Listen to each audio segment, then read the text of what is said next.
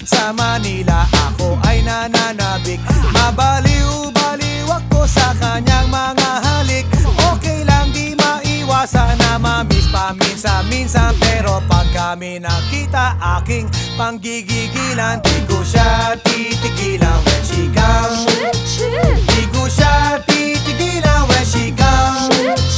Di ko siya titigilan, di ko siya titigilan, di ko siya titigilan when she comes. Kay ganda ng aming samahan at walang nanlalamig, mas pa sa mag-asawa ang aming